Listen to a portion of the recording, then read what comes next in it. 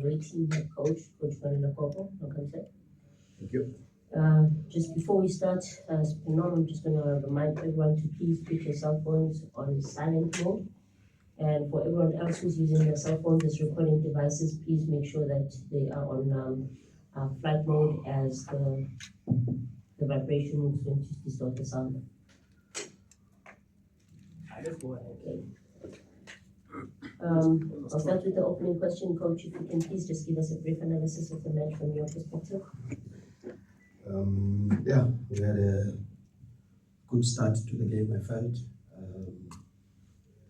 Applied ourselves the way we really wanted to apply ourselves tactically. I think we knew that Pirates would come with a high press, with a front four of Mabasa, Saleng, Mufokeng, and Maswangai.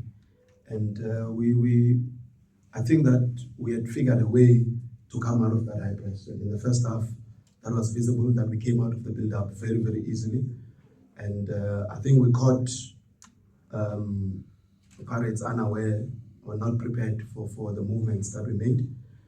I think in the first few minutes, maybe good build-up, good progression in midfield, let down in the final third a couple of times, couldn't really get the combination, couldn't get the third man run. Snakolo, not his usual self. But I think from the pressure that we mounted on Pirates from a possession perspective, we were rewarded with a goal, second ball from the set piece, which we've also worked hard on the set pieces, because we remember that last season when we played Pirates, they had challenges dealing with our set pieces, our corner kicks and our free kicks. I think after we scored, the last 20 minutes we picked up that Pirates had adjusted to bring Van Rooyen in to match the numbers in the midfield from a defensive perspective. We had the problem of Saleng, more a positioning problem from Modise, that we knew that Saleng was always going to drop and look for the ball in behind. And the instruction was to allow him to get the ball fit and rather have him run at us, because it's easier to deal with him in that way. But we had that struggle on that side. And in central midfield, we had Andile on that side. And he struggled to help him to cover, to create a 2 versus 1 defensively, because we had Ayako Nobe as a false winger, cheating on that side, so that we would have numerical superiority in central midfield. So you expect Pirates to come back. They've played, I think, 6-7 games, competition games. It's our first one. We haven't had enough games in preseason, so we knew that we were going to lose legs. But we lost Andile Jali just before halftime. Hamstring, he complained of his hamstring, and we just asked him to hold on until halftime. And his substitution really gave us a tactical challenge, because we had to drop Aya into central midfield, and then we brought in an out-and-out winger. And we struggled with the build-up because we could not create the block that we wanted in midfield, because it needed now to come from either Sergio Camis or Modise, but none of them really went in there. So I think in the second half, it's a question of we lost that continuity in terms of our possession play. I think defensively we were okay, except for the Saleng situation with Modise. We were relatively okay defensively. And second half, the moment we lost Andile, we lost the shape, then Pirates came at us more. And we felt that the substitutions that we made, we were hoping that they would lift the speed of attack, the pressing, but it didn't happen that way, you know. Disappointing to concede in the final minute of the game, when you brought Justice to have 3 centre backs, and then they get across with 3 people free on the far post. So disappointing goal to concede, but I think it was a brave performance from our team, a very good start. And I think we can only build from this. You know, we know that we've had a tough preseason in terms of not getting competition, but I think the way we play brings out the best in most of the players, and we have a lot of youngsters that we need to introduce slowly. So yeah, good game. We take the loss on the chin.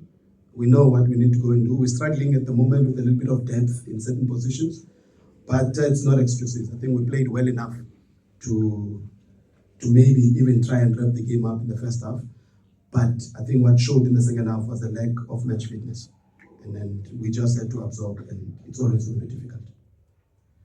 We'll now open for questions from the floor. As per norm, we've got a roving mic. Please identify yourself as well as the media company represented trying to ask you a question. Are there any questions?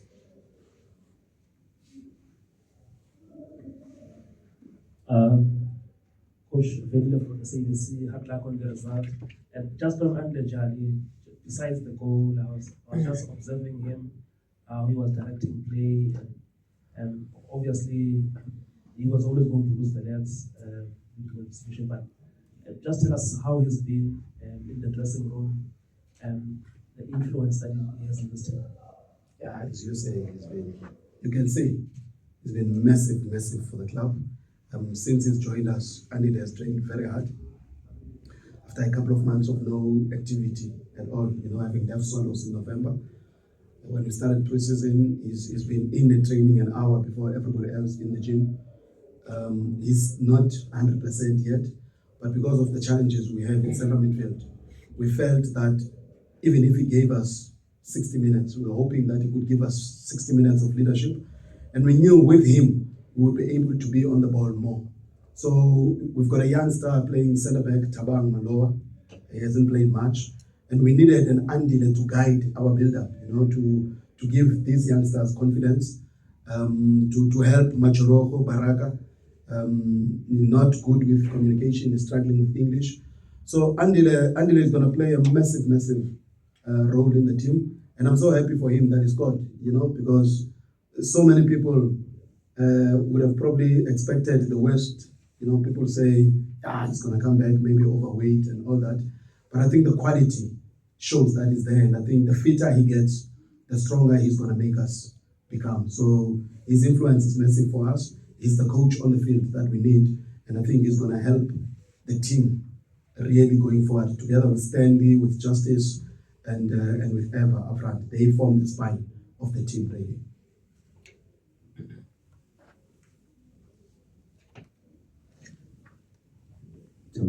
Joseph from Sports. Coach, hard luck on the result. A young Teto, he came in and he had some, threatening runs. Just tell us, how have you dealt with him, having, left TS Galaxy, coming through to you, dealing with this young man?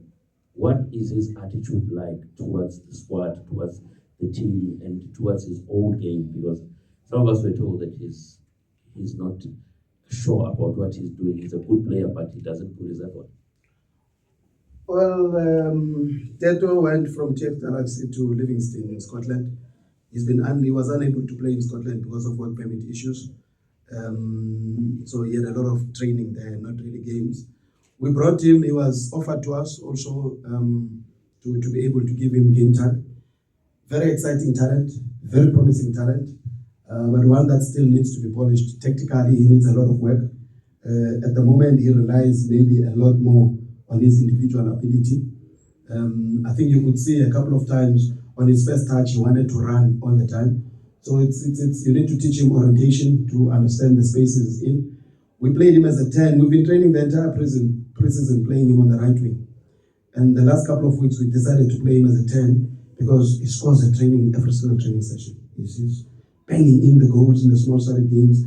So we felt that he could give us that impetus coming in as a number 10, because Snow was offish today in the game today. It's not Waiba. So he's one that's still developing. I think very good attitude towards training, open to learning. I think the fact that he comes from the Eastern Cape also presents that there's no language barrier. A lot of the kids, we can speak to them in their own language. And with youngsters, sometimes that's important, because they get threatened or intimidated by a number of things. So he's one that we think is going to get better and better. There's a lot that has to come from him, but there's still some work that needs to be done. He was promoted on individual talent, but obviously to stay at professional level and sustain it, and I talk from experience of having worked a lot with youth, to stay at professional level and sustain it, it needs more than just the individual talent. It needs the tactical discipline, it needs the physical effort and the physical strength. I don't know if you saw in the second half, I had a go at him quite aggressively because I felt that he was not pressing. And he had just come on and I said to him, "You're fresh and you need to press." And he was saying to me, "No, I'm man marking that." I said, "No, we don't man mark. We do ball-oriented pressing." So he's still developing. He's going to learn, but he's got a good attitude, and I think we need to be a little bit patient with him. Coach, it's from Italy Times. Just to follow up on his question, you found Oswald Apollos, that was his career was kind of going away, but he away from super sport. He was always a talented kid. Can you see maybe some similarities where you can, awaken or make a player believe into their talent and make them become a consistent player? Obviously, when their career is kind of, going on a downward spiral. Yeah. That's the purpose, with a player like Teto. I think he's too good a talent to be lost to South African football. The same I said to Oswin when I phoned him to come back and play football after sitting 2 years doing nothing. So two a little bit different players, but a similar story. In that he has a youngster, he has a promising talent in South Africa that we need to mold, that we need to nurture. And I think the response we've been getting from him so far has been positive. So yes, we are hoping that we can have another positive story, another positive ending for Teto moving back abroad and getting to play, being able to get into the national teams. That's very, very important.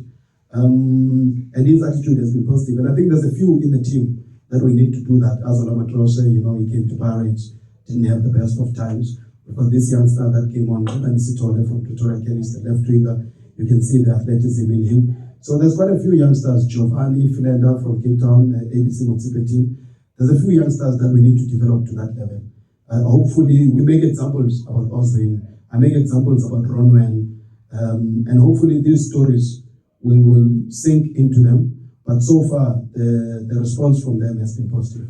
And I'm hopeful, and I'm very confident that with the way we are going, we're going to see much better of these youngsters, and they will be probably close to the level, if not the same level, of what Oswin is delivering for Kwanele City and Bafana.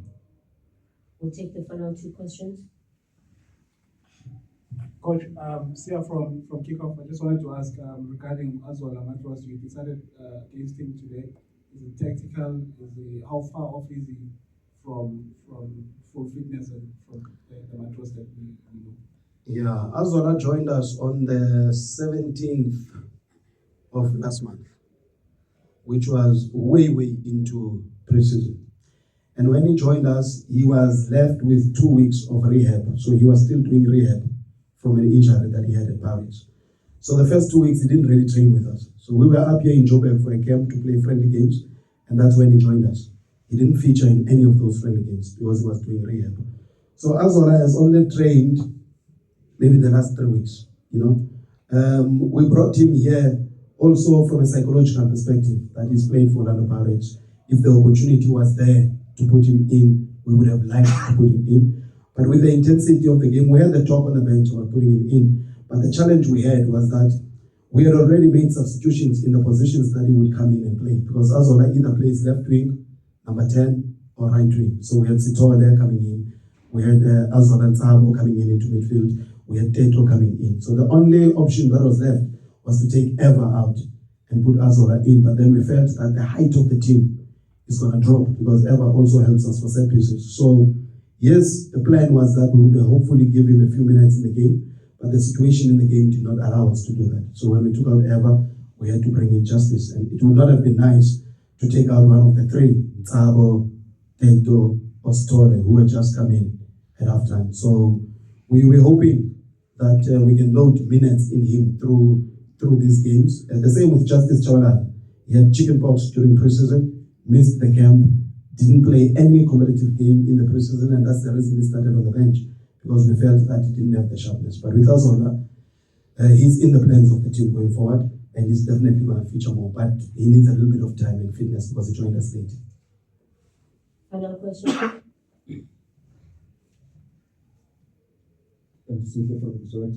Coach, next up is Richard's play at home. Will you be maybe tempted to change anything going to the game after the loss today? Well, first we have to see if Andile is available for that game, Charlie, with his hamstring injury. But also we've got Pepero Baloni that had to sit out the game today because he's come on loan from Orlando Pirates. So he becomes available. We've got a few youngsters that are going to join us. Fiso Mazibuko, that's going to join us in East London, Samgelo Jali. So we have to assess the players tonight and tomorrow. We're traveling tomorrow straight to East London. And then I think on Friday, there will be 1 or 2 changes definitely in the team. We've already had that discussion because there's too many games to play. We've got 4 games in 10 days. And Chippa, having not had competitive pre-season games, if we play the same lineup in these 4 games, we're not going to last in every single game. So we are going to need to refresh. Tactically, probably also, we're going to change a little bit. Today, the tactics were for Orlando Pirates in a 4-3-3 system. Richards Bay played 4-3-3, but dropped into a 4-4-2 diamond in defending. So it's a different kettle of fish, a different quality of players also. And they've also only played 1 game. So there will be a few changes. Charlie, we have to assess. Not all we have to assess. But Baloni will definitely come into the squad, into the team to feature on Saturday. Thank you, Coach, for the reflection of the character, Coach. Thank you. Thank you very much.